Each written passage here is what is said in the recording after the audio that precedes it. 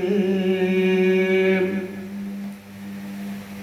فاذكروني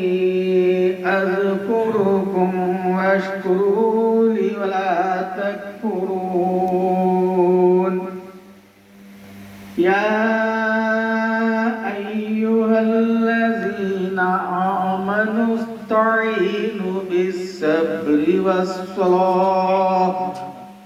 إن الله مع الصابرين